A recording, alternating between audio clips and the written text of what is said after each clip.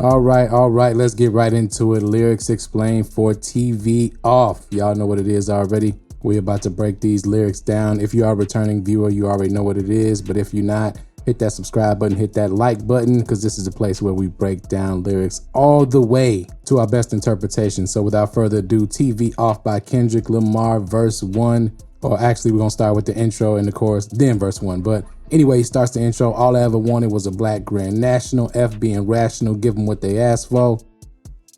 It's not enough. Few solid niggas left, but it's not enough. Few bitches that'll really step, but it's not enough. Say you bigger than myself, but it's not enough. Now, of course, that definitely could refer to Drake. I think that definitely does refer to Drake. And I think this record was going to be the follow-up to Not Like Us if the battle continued. But of course, there was no need.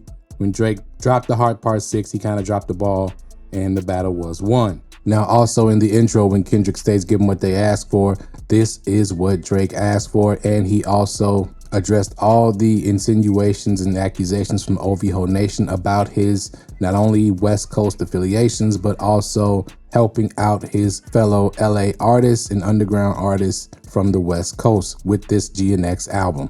So he continues, I'll get on their ass, yeah, somebody gotta do it. I'll make them ninjas mad, yeah, somebody gotta do it. I'll take the G pass, shit, watch a nigga do it. We survived outside all from the music, nigga, what? So not only is Kendrick responding to the Family Matters bars where Drake was kind of questioning his hood credibility, but he's also taking a shot with that last line, we survived outside all from the music, to a lot of the rappers use money to get their hood pass. You know, they pay for their hood pass, they pay for their flags, they pay for their stripes.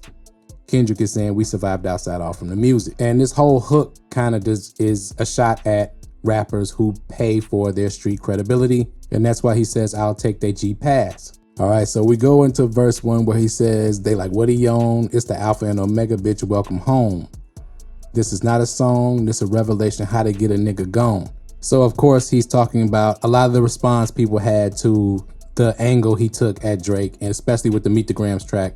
A lot of the industry, a lot of rappers, a lot of people felt that was a lot, but it was necessary because what Drake put out in Family Matters turned out to really not be backed by any real evidence and to be untrue. So when he releases Not Like Us and Meet the Grams back to back like that, the goal was to send Drake's career to the upper room, to meet God, so to speak, right? That's why he said it's the Alpha and Omega, bitch, welcome home. He sent them up to heaven, so to speak, or sent them to Judgment Day at least. And he said this is not a song, this is a revelation how to get a ninja gone. Now it depends on what he originally was gonna say in this record. I believe the lyrics are changed again because the battle was over and now he switched it to being for this album. So it probably would have been a further discussion of what he discussed in Not Like Us, since I think this is kind of the part 2 to Not Like Us.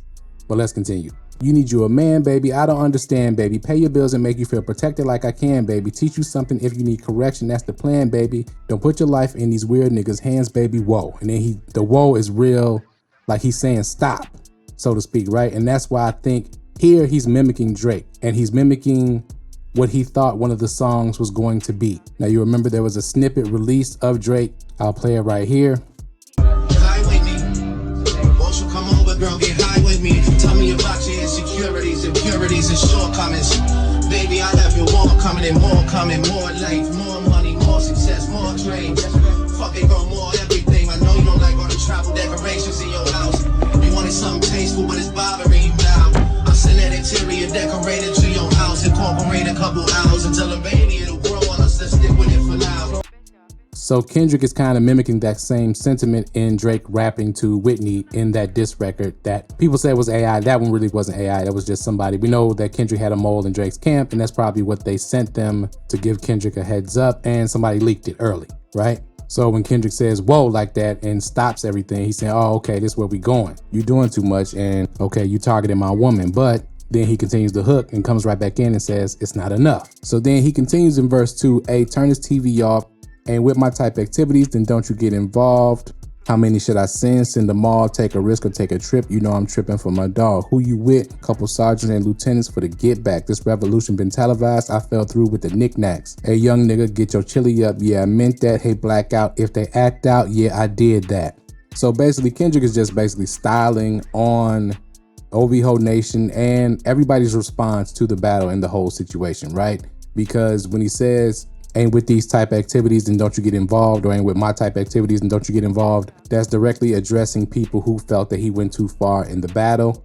Then he expresses his approach to confrontation in general with the rest of those bars. I'm tripping for my dog, who you with, couple sergeants and lieutenants for the get back, and expressing that this revolution been televised. I fell through with the knickknacks. Of course, that can be coming through with whatever you need for the battle, whatever you need for the confrontation that you're about to get into. In this case, it's all these records that he is dropping on everybody's head so far. And then he continues to express or clarify his sentiment towards the game in general, okay? When he goes, I hate a bitch that's hating on a bitch and they both hoes. I hate a nigga hating on them niggas and they both broke. And also when he says, nigga feel like he entitled cause he knew me since a kid. Bitch, I cut my granny off if she don't see it how I see it. So again, he's clarifying this idea that he's this super nice guy, especially when it comes to battles and confrontation. People have kind of taken Kendrick being expressive and vulnerable on his records, like Mr. Morale, Good Kid, Mad City, etc., as him being soft and not being from where he's from, with those same sentiments of the people who grew up where he's from. You know, you have to have a tough mindset and kind of a low tolerance for nonsense when you come from certain environments. And Kendrick is clarifying that he has that mindset and approach for sure. And that continues when he says, Ninja got a big mouth, but he lacked big ideas. Send him to the moon, that's just how I feel yelling. Now, those sentiments go for a lot of MCs. Okay, not just Drake. And it also clarifies why Kendrick feels like he deserves the #1 spot. Again, mother effer Big 3 is just Big Me. Now, if anyone wasn't clear about Kendrick feeling that way, all you have to do is listen through a lot of the bars in this whole album. But let's continue. So this is when we get to the beat switch, him yelling mustard, and the title of the song, him chanting that mantra, turn his TV off. And he also says, ninjas acting bad, but somebody gotta do it. Got my foot up on the gas, but somebody gotta do it. Again, he's talking about somebody taking the leadership in hip hop to change the culture back to more of a pure form of expression and not so much a programming form for unproductive and destructive behavior and nonsense, right? So how do you stop the programming? You turn his TV off. More than likely it's talking about Drake or whoever the person is who needs to be taken down, who's kind of steering the game in the wrong direction. So it's not only him referring to what he did to Drake in the battle, it's also, I think, a warning to anybody else who may want to jump out the window. Because when he continues with the third verse and he's quoting Biggie, ain't no other king in this rap thing, they siblings, nothing but my children, one shot, they disappearing. I'm from the city where the flag be getting thrown like it was past interference, padlock around the building. That's definitely for the Super Bowl performance. And when he continues, Crash pulling up an unmarked truck trying to play freeze tag with a bone to pick like it was sea bass. So when I made it out, I made about 50K a show, trying to show niggas the ropes before they hung from a rope. Again, he's talking about his approach to the rap game and why he does it, right? Even though he's expressed this in many records before, it seems like people still don't get it, that because of where he comes from, he has to take this approach and he's not to be played with, right? He's trying to help all the people he came up with. So when I made it out, I made 50K a show, trying to show niggas the ropes before they hung from a rope. Because if you don't find a productive way to make it out, you're going to crash out in some form of way, either that being end up in the cemetery or end up in jail. We all know that, right? If you're from where we from. So then he continues, I'm prophetic. They only talk about it. I get it. Only good for saving face. I seen the cosmetics. How many heads I gotta take to level my aesthetics? Again, he's talking about the way people was playing with him and playing with his name after Push-Ups dropped, after Taylor Made dropped. People were acting like Kendrick really wasn't up to the task of battling with Drake. And I don't think he's addressing people who are from sort of outside the culture. I think he's addressing a lot of his peers who were really just trying to save a relationship, right? So what do we need to do? We need to turn their TV off. And I think that mainly goes not only for the artists, but also for various older artists who were podcasters who were also acting like, and they know better, but they were acting like Kendrick really didn't have much of a chance in a battle against Drake, which is crazy now that we've seen what happened.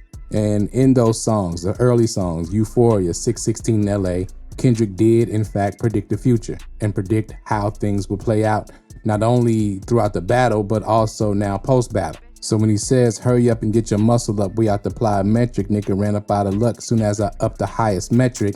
Again, he's talking about Drake not being able to hang with him once he upped the level of creativity and also dropping those records back to back to back like that. people were acting like, again, this was something that he wasn't capable of doing. And then when he says the city just made it sweet, you could diabetic. Of course, that's a play on the word diabetic, right? And sweet is sugar. But he's also talking about how, you know, there's two sides to LA. He's from the more real side of LA, and you all are taking it as he's from the Hollywood side of LA for some reason. So just that duality existing in the city led to people wanting to play with somebody like him from that same city, right? So the city made it sweet, but you could diabetic, right? Then they mouth full of deceit, let the cowards tell it, walk in New Orleans with the etiquette of LA yelling mustard. Okay, now again, he's talking about wherever I go, I'm gonna represent where I'm from. And y'all know where I'm from is not the nicest place in the world. So why you playing with me like I'm the nicest guy in the world or I'm somebody to play with? Doesn't make any sense. So how do we prove that? We turn their TV off. So that wraps up the lyrics explained for Turn His TV Off. And of course, when it ends with Lefty Gunplay saying shit get crazy, scary, spooky, hilarious, that kind of describes exactly how people kind of perceive the battle, if you think about it, and perceive things post-battle as they have unfolded, because things at first were kind of crazy, then they were scary, right? Meet the Grams and things like that, spooky, so to speak. Now they're just getting hilarious because the reaction, Team OVO Nation just cannot take this loss in this battle.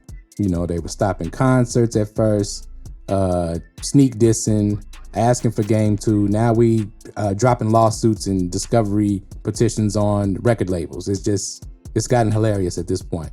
But anyway, man, let me know what you think in the comments below. Any kind of bars, anything that you took away from the bars throughout the record, anything you think I may have missed. Again, be respectful or the Shadow Realm awaits.